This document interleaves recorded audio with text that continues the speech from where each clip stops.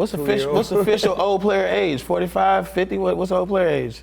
Player age now, you got to move it up, son. It ain't what it used to be. I swear. Because player age is, I say, about 51, 52. All the young girls say, you ain't the oldest nigga I fuck with. They tell you that?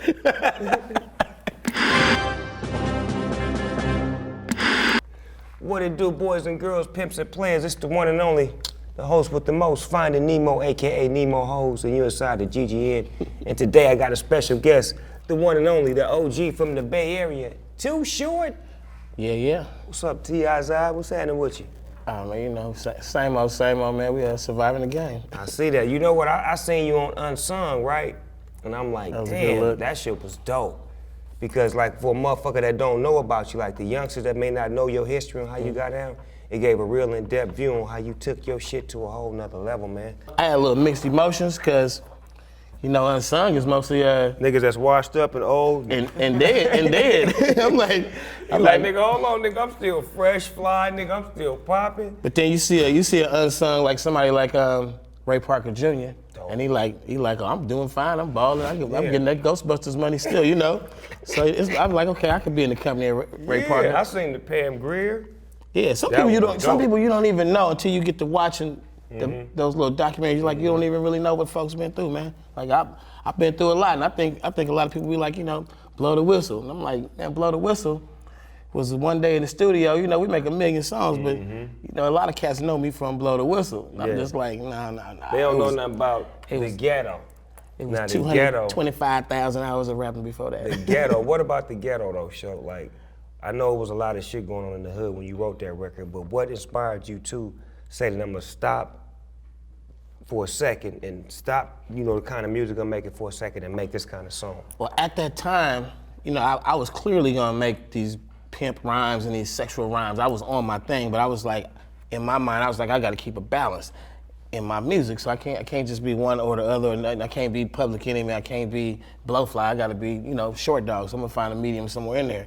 And I followed that up with Money in the Ghetto, which was the same concept, and I look back on them videos and think, you know, I was spitting a little game, man, trying to uplift the ghetto. That shit was live too, it was live. Yeah, Donnie Hathaway replay, we didn't do no sampling, we got some cats from, you know, around Oakland that had a singing group, some older dudes, they put that real soulful, like people swore that was a sample, because we put that soul in it, man, but that was another part of a lot of my music. I wanted to bring that soul music I grew up on, you know, and listen to hip hop now, and you getting a lot of, listen to the new YG album, he's sampling a lot of rap. Like he's sampling the music from his childhood, you know what I'm saying? Yeah, because that's what he grew up on. Exactly, that shit is crazy, dope though. Right? Yeah. Shit is dope. You and NWA was some of the first niggas to actually replay music, as opposed to just take a sample and scratch it. I know why though, because the songs that we like a lot of songs we like, we talked to Dre, a lot of shit we like was George Clinton. They would give you a break every now and then, but for the most part, them niggas were saying something or playing something. And sometimes we can get a Parliament sample, but a lot of times you just hear some Parliament, like, man, that's that shit. You just gotta replay it if you wanna get it. You gotta call your uncle to get on the guitar. Yeah, come on, get down, huh? Like literally, the crew that I came to make music with just kind of walked in my life and shit. Like I was virtually like a one-man show in the early days. You go back to the black and white CD, black and white cassettes. I was like a little dude, 75 girls. There was some older dudes around me that was making music, but they, you know, you can listen to the music, you just hear them older dudes on the keyboards and shit. So I branched away from that and I made the Freaky Tales album, Born to Mac. That's just me and my homeboy. He got the drum machine, the 808. We got one keyboard and one drum machine. We made a whole album. So after that, I went back in and did Life is Too Short, which is my engineer. We got a new engineer, Al Eaton, was a guitar player. So Al Eaton is the reason why we got songs like Life is Too Short, we got The Ghetto. He's soulful, he was from the 70s and shit. Hey, so I seen Ant Banks one day at the cable company. We just happened to be paying bills one day on the same day. And he was like, man, I make music. And we ended up getting in the studio working together. You know, it wasn't right away, but the big badass Ant Banks? Me and Banks, we getting our formula together. We need, you know, some musicians and shit. We want to work with musicians. You always got to have the musicians. I've seen Shorty B one day riding, that nigga was riding a 10-speed with a backpack on, with a pistol in the backpack, and motherfucking was slanging heroin in the projects. That nigga say, nigga, I know how to play the bass. So I'm like, nigga, let's get in the studio. Shorty B's on the crew. Shorty B brought in Pee Wee. Shorty B was affiliated with Shock G, Digital Underground. He brought in Pee Wee. Pee Wee's one of the keyboard players of Digital Underground. And I mean, when I got M Banks, Pee Wee, Shorty B, and then the shit that I knew, man, we made like 4 albums in a row. That was all the classic Too Short shit. We made Shorty the Pimp, Cocktails, album number 10. We made what the fuck is that other one? Get In Where You Fit In. We made all them motherfuckers like in 3-4 years, just like, that was just the funk. And then all in that time, we was dropping albums on Goldie. I put shit out on Father Dime, and Banks did about 4 or 5 albums. We had a run. Oh. Nigga, you remember all the times we all clicked up and shit. Yeah, We be at a show or something, we all be in the back, smoking like a motherfucking dog pound, hella young. We just was some wild niggas having fun. Tupac and shit, we was balling out. That was a fool. Nigga, we used to do it back then like that. Yes, we did, man. That was 20 years ago, too. That's another part of the reason why I feel like cats like us stay young is because we continuously not only just work with the new upcoming artists that we feel like got the shit, we actually fuck with them. Like, I really go hang out and fuck with the young homies, not just because I want to be hanging out with youngsters, but I really need to know what's hot. Like, look, like niggas call me Unc and like Fabby Davis call you Pops. That's right. And it's like, it's some real shit, and to see how mannerable Fabby is and how sharp he is in the game and how witty he is, it's a tribute to how you is. You know, niggas don't know Fabby be behind the scenes putting together hit records and moving and making shit happen, but he was schooled by you. Just like niggas didn't know that you looked out for Lil Jon. Yeah, I mean, we And when you tightened him up, he shot you that blow the whistle. Damn, right back. And Shake That Monkey. Timeless records. Timeless Atlanta down south records that'll never die. I can go right now, somebody give me some money right now to come somewhere and just sing Blow the Whistle and Shake That Monkey and go home. Not only did we motivate our youngsters to step up the game and be something on the West Coast, but they motivating us like, nigga. Boy. They flipping the script on us right now, real tough. For real, yeah, and I'm loving that shit. I'm like, man, I just like the good music. My favorite thing about what goes on in my world is to see the next homie, like, catch on to what the formula is, and then apply it, and then see this nigga get a house, and see this nigga throw a party, and see this nigga pull up in his car and just get used to it. Not with somebody just excited to have a fucking 745 Beamer. That's gonna be the one and only time he shine, he fall. I'm talking about the niggas that's gonna make a career out of this. And you see a youngster come into it and survive it and learn it, and he gets it. That's the real shit. Yeah. What was you doing when this record right here came out? So you motherfuckers thought I was gonna change my style. So what are you saying, Ty? To all you bitches, those, and all that shit. Here's another rap that I'm ready to spit. I swear to God, man, I was on to something where I felt like rap was having a lot of different identities, and it was a lot of people getting a lot of like, publicity and shit.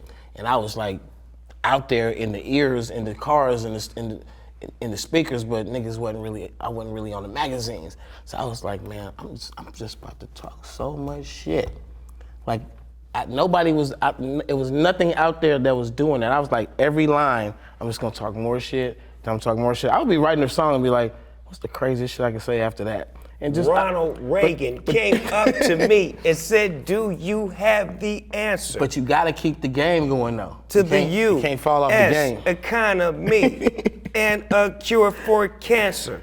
I said, what are you doing? And that was the president in the at the time, House, man. If you're not selling cocaine, ask your wife, Nancy Reagan. I know she'll spit that game. Like one night she came to my house and gave me a blowjob. She licked my dick up and down like it was the corn on the cob. Did you know that was the shit like that? Or you just was like, I don't even give a fuck? If you grew up on Parliament Funkadelic, you get it. Thank you. Was that one of your most controversial songs, cuss words? I swear, man, niggas was in court, niggas was getting accused of shit, niggas was getting preachers on TV talking about them. They never put my name in it. Nigga, y'all niggas got more press on that shit. You mean when they ran my album over and all that shit? Yeah. They never said I too couldn't short. even snitch on you. I'm like, nigga, you know who I got this shit from? They like, who? I ain't gonna tell y'all. They tell me you finished album number 20, show. Yeah, I'm like probably like 95% done. I'm about to send it to the mastering. It's the shit. Well, you should hear our song. Oh, I made the album? Nigga, what? Nigga, what? For real? Yeah, we was kind of buzzed that night. Then we went out that night. It was one of the nights, so you probably don't remember the song we made. Hey, tell us about Magic Gate.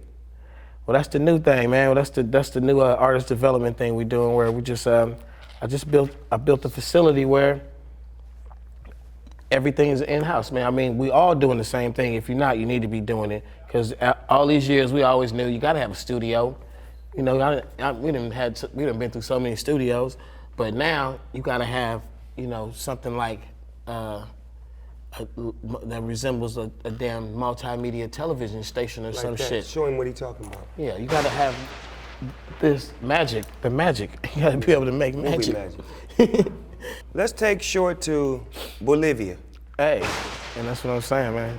So it ain't like it used to be, man. It used to be, you know, you motherfucker jump on an airplane and get a passport and shit. Now we just what? We just fly to, matter of fact, I want to go to Rio de Janeiro on the beach in Brazil. With a bitch. With a bitch. The weather out here, crazy. But my job is to make the weather look sexy and sound sexy, so. Hold on, drop it. Shake that if you got it.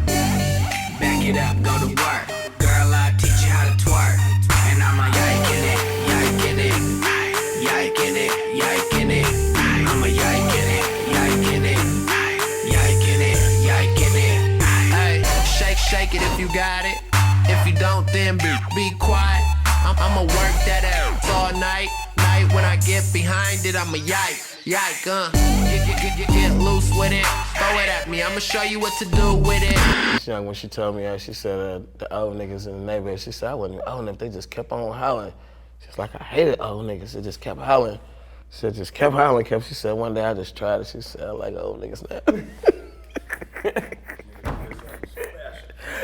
Yeah, old nigga turn you out and show you things you never seen. But then, you remember, we was young, so we used to say that shit, boy, you ain't never had an older woman? The old woman do everything. The young girl wanna put it by her mouth and kiss on it. The old woman wanna put that motherfucker all the way in. You got to back her old ass up like, hold on, wait a minute, I ain't used to this shit. The first time an old bitch gave a nigga head, nigga had to pull her off of it. Oh, you going too far, hold on. Them young girls gonna do all of that shit. That's like Michael Jackson. Michael Jackson didn't want no young cuckoo. That nigga said, I'm gonna have sex with the oldest white woman in the world. You think he did that? What else was he doing with her? Watching movies? Michael Jackson and Elizabeth Taylor. They had sex. Okay, everyday people, AKA real nigga shit. What's the first thing you do or think of when you wake up? But you know, one thing I do, man, I get up when the fuck I get up. Like I kind of, you know, I don't sleep the morning away. But I'm not one of them gotta rise and shine 6 a.m. doing it on this shit. I don't do that shit. So I get up, when I get up, I feel good, and I'm right out the list. What about your workouts? You don't go work out in the morning? I'm off and on with the workouts, man. But So you don't be doing the Shine T25 workout? Nah, man, I do a lot of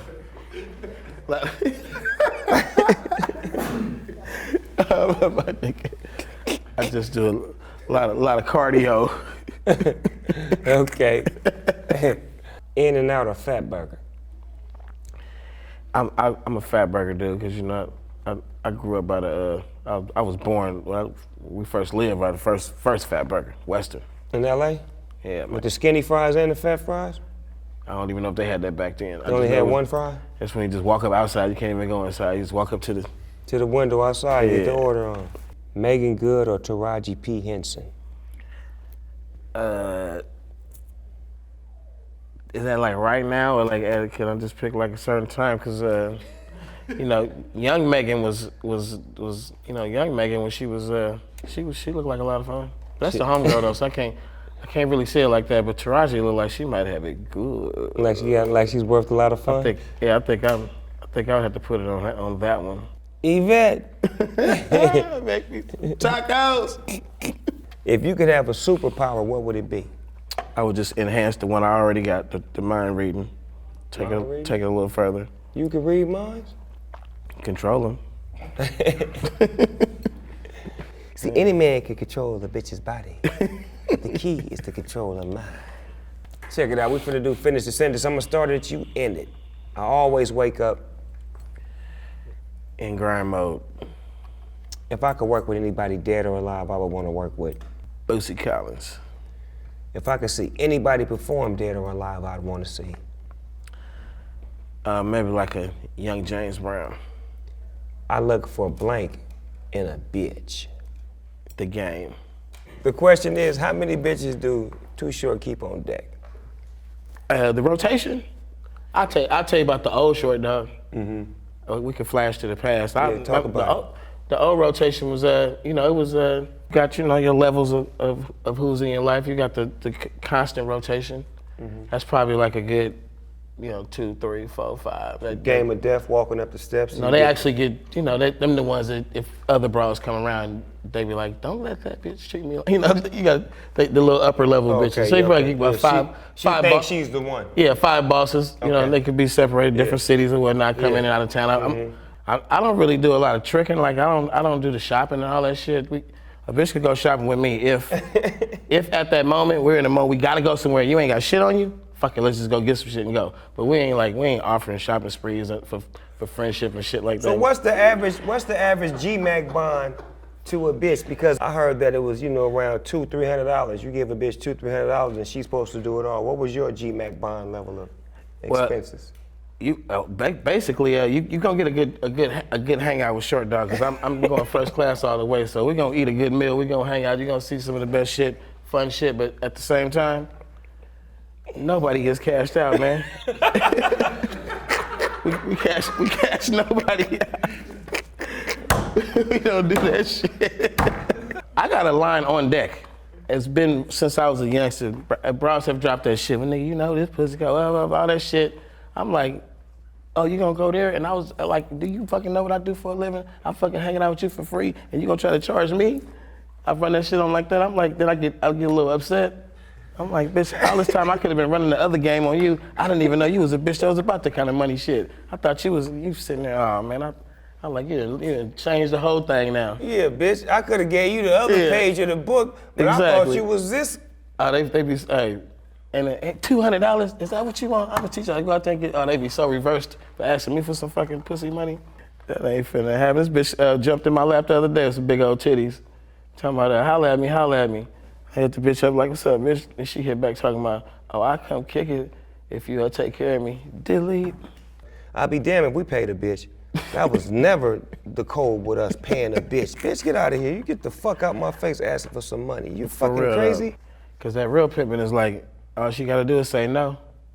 Bitch, all she gotta do is say yeah, and we gonna get it. And we gonna get it. Nigga, with some change and no game. Hey. Damn, that's cold-blooded. I've been in them stages where I've been thoroughly satisfied with the company of one woman for a very extensive amount of time, but I always fall back into the player mode. Yeah, because it's like doing jumping jacks, up and down, counting them out, counting the numbers, up and down. First time I ever went on tour, I went out on tour with Eazy-E and Cube and Dre and all them, Ren. And that day, I remember the day I left to go on tour, I was like, baby, I love you. I'm gonna call you every day. I'll be back real soon. It's the last time I talked to my girlfriend. Nigga, the first night on tour, I forgot I had a woman. Baby, I love you. I'm gonna call you every day. I'm nothing without you. Keep your phone by you, okay? Boom, boom. Boom, boom, boom, boom. Short, your phone ringing. Boom, man, fuck that phone. Boom, boom, boom. It's your girl, though. Who? Church, preach, tabernacle.